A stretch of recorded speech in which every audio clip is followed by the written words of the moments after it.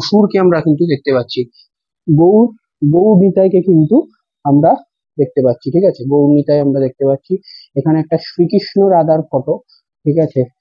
কৃষ্ণের যে অর্জুনের যে রথটা, সেই কৃষ্ণ অর্জুনের রথটা কিন্তু আমরা এখানে দেখতে পাচ্ছি। মমতা ব্যানার্জি একদম সমুদ্রের ধারে সৈকতের সামনে একদম মন্দির করেছে।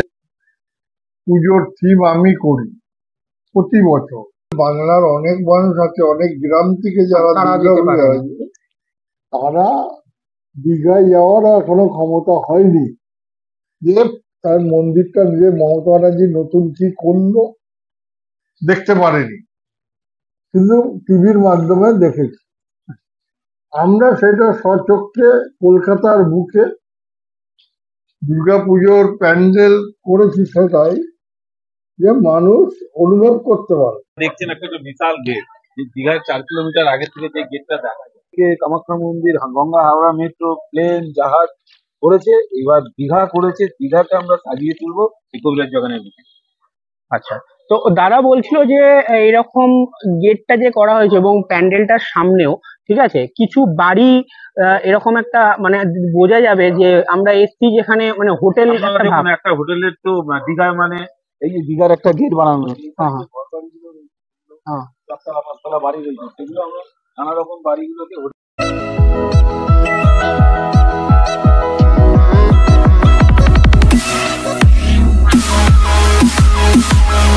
Hello everyone, welcome to our channel छोटा सिटी बड़ा धमाका। हर एक स्मृति जरूरी होता है।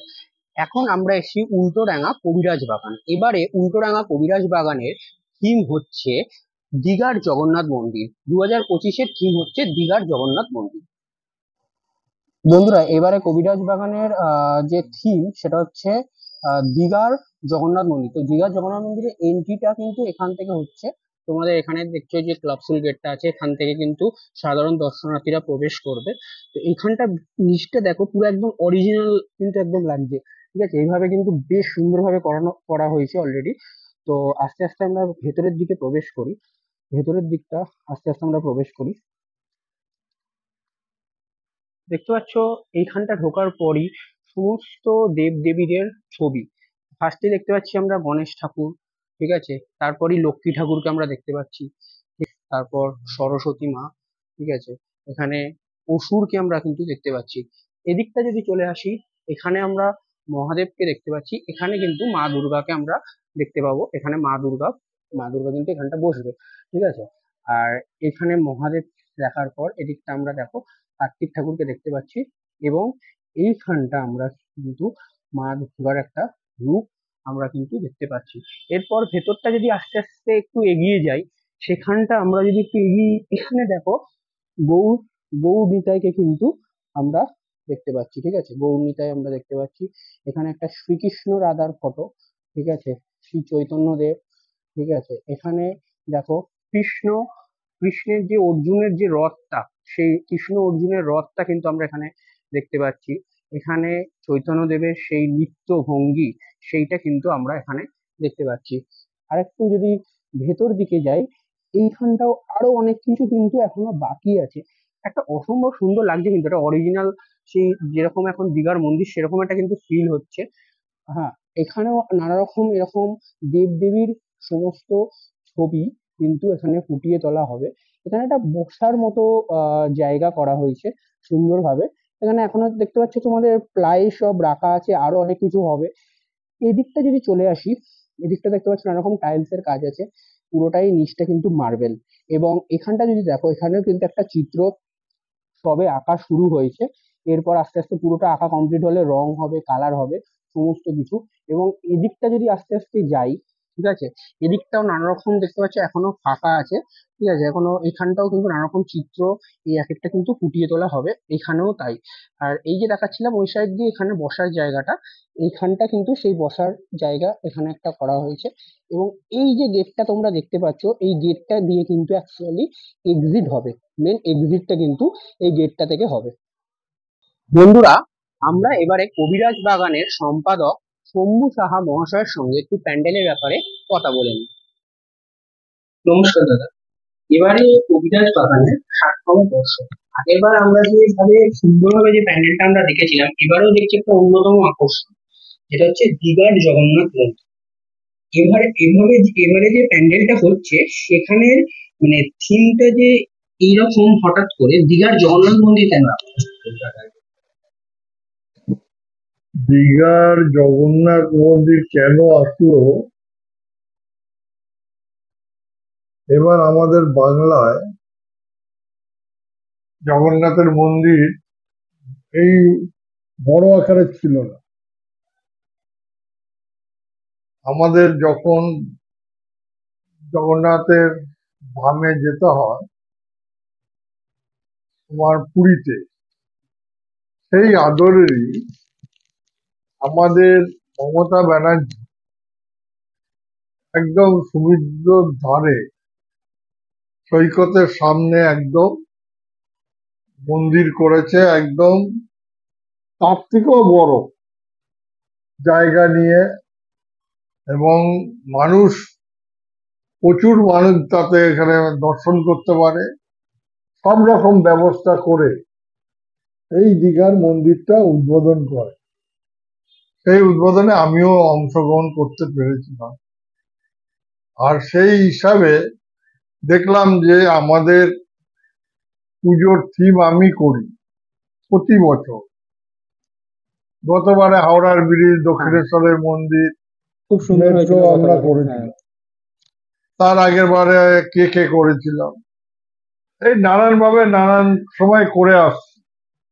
এবার এই ঠাকুর দেবতা নিয়েই করলাম, যাতে জগন্নাথের মন্দির পুরীর, তোমার দীঘায় যাওয়ার অনেকের ক্ষমতা নেই। পুরীতে যাওয়ার, দীঘায় হ্যাঁ, আমাদের বাংলার অনেক মানুষ আছে, অনেক গ্রাম থেকে যারা তারা দীঘা যেতে পারে না। আছে, তারা দীঘায় যাওয়ার এখনো ক্ষমতা হয়নি। যে তার মন্দিরটা যে মমতা ব্যানার্জি নতুন কি করলো দেখতে পারেনি, কিন্তু টিভির মাধ্যমে দেখেছি। আমরা সেটা স্বচক্ষে কলকাতার বুকে দুর্গাপুজোর প্যান্ডেল করেছি, সেটাই যে মানুষ অনুভব করতে পারে যে দীঘার গেট, দীঘায় গেলে এরকম গেট আছে, ফান্ডে পাবে। তারপরে তার মন্দিরটা দিদি এইভাবে এইভাবে করেছে, অনেকটা সেইভাবে আমরা করবো এবং মানুষের ভালো লাগবে। আমরা যতটা পারি মানুষকে একদম দীঘার মন্দির যেরকম সেই হুবহু সেইভাবে আমরা করে মানুষের কাছে পৌঁছে দেবো। আমরা আপনাদের এই যে ইউটিউব মাধ্যমে আপনারা যে অক্লান্ত পরিশ্রম করে 2 মাস ধরে সব প্যান্ডেলের লোকরা আপনাদের কি দেখে মানুষ ভিড় করে, আপনারা এই চ্যানেলের মাধ্যমে আমি বলতে চাই আপনারা আসুন। সারা বাংলার মানুষকে বলবো কবিরাজ বাগানে দীঘার প্যান্ডেল দেখে আপনারা মুগ্ধ হবেন এবং মা দুর্গা প্রতিমাও ভালো হবে। নমস্কার। এবারের যিনি শিল্পী, সেই শিল্পীর নামটা কি জানতে চাই? আমাদের যে ঠাকুর বানাচ্ছে সেই আচ্ছা। শিল্পীর নাম দুলাল পাল। আচ্ছা, আর প্যান্ডেল? প্যান্ডেল বানাচ্ছে আমাদের দুজন মিলে, একজন হলো তাপস বাবু এবং সেন্টার। এবারে আমি যতটুকু প্যান্ডেল হয়েছে এখন অব্দি দেখলাম মূলত, তো মোটামুটি কি কি ম্যাটেরিয়াল দিয়ে বানানো হচ্ছে, মানে কি কি, মানে যেমন মাটির কাজ দেখলাম, টাইলস এর মতো বানানো হয়েছে, কিছু কিছু চিত্র দেখতে পেলাম আমি, ঠিক আছে। তো মূলত যে যে ম্যাটেরিয়াল গুলো ইউজ করা হচ্ছে সেই সম্পর্কে একটু জানতে চাই। আমাদের এখানে কাঠ, বাঁশ, তোমার সিমেন্ট, টাইলস, যা যা ডেকোরেটরের জিনিস লাগে, প্লাই, সব রকম বাঁশ, তিরপল সব দিয়ে প্যান্ডেলটা করা হচ্ছে। দেখলাম যে প্যান্ডেলটা ঢোকার সময় মূলত দেখলাম মার্বেল করা হয়েছে, টাইলসের কিছু কাজ করা হয়েছে। তো এই যে পুরোভাবে এইভাবে প্যান্ডেলটা বানানো হচ্ছে, হয়ে যায় তখন তো আবার এটাকে সেই হ্যাঁ, আমাদের আবার ডেমোলেশন করে দিতে হবে। আর ন্যাচারালি যেরকম দীঘায় দেখেছেন যে সেম মার্বেল সেম কালার লাগানো রয়েছে, আমরা যতটা চেষ্টা করেছি মানুষকে সেম দেখানোর জন্য, তার জন্য টাইলসটা দেওয়া রয়েছে। সেরকম ভাবে হ্যাঁ, অসংখ্য আপনারা ধন্যবাদ। সামনে দেখতে পারবেন একটা দীঘার গেটও করা হয়েছে। হ্যাঁ হ্যাঁ, এটা সব থেকে বড় আকর্ষণীয় জিনিস। আর আশেপাশে যেসব বাড়িগুলো আমরা হোটেলের রূপ দেবো তাদেরকে, যেটা আপনি দীঘা এলে একটা ফিলিংস আছে মানুষ দীঘায় এসেছে। এইটাই। খুবই একটা সুন্দর ভাবনা চিন্তা, এবং যেটা দাদা বললো যে মূলত অনেকেই দীঘা যেতে পারে না, এখানে এসে কবিরাজ বাগানে আমি মূলত 3 বছর ধরে ভিডিও করছি। প্রথম মানে আগের বার যেটা 2023-তে মূলত কেকে করেছিল, একটা অসম্ভব সুন্দর ভাবনা চিন্তা, এবং এর আগের বারও যেটা করেছিল দক্ষিণেশ্বর মন্দির হাওড়া ব্রিজ, অসম্ভব। আর এবারও একটা নতুন চিন্তা ভাবনা যে মানুষ অত দূরে যেতে পারে না, যেটা বাড়ির কাছাকাছি একটা দেখতে পারে, খুবই সুন্দর ভাবনা চিন্তা।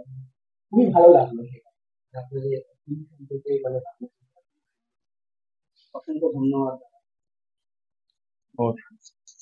দেখছেন একটা তো বিশাল গেট, যে দীঘার 4 কিলোমিটার আগে থেকে যে গেটটা দেখা যায়, যে কামাখ্যা মন্দির, গঙ্গা হাওড়া মেট্রো, প্লেন, জাহাজ করেছে, এবার দীঘা করেছে। দীঘাকে আমরা সাজিয়ে তুলবো এই কবিরাজ বাগানের দিকে। আচ্ছা, তো দাদা বলছিল যে এরকম গেটটা যে করা হয়েছে এবং প্যান্ডেলটার সামনেও ঠিক আছে কিছু বাড়ি, এরকম একটা মানে বোঝা যাবে যে আমরা এসছি যেখানে মানে হোটেল আপনারা একটা ভাব। দেখুন একটা হোটেলের তো দীঘায় মানে এই যে দীঘার একটা গেট বানানো হয়েছে, হ্যাঁ হ্যাঁ হ্যাঁ। 4তলা 5তলা বাড়ি রয়েছে, সেগুলো আমরা নানা রকম বাড়িগুলোকে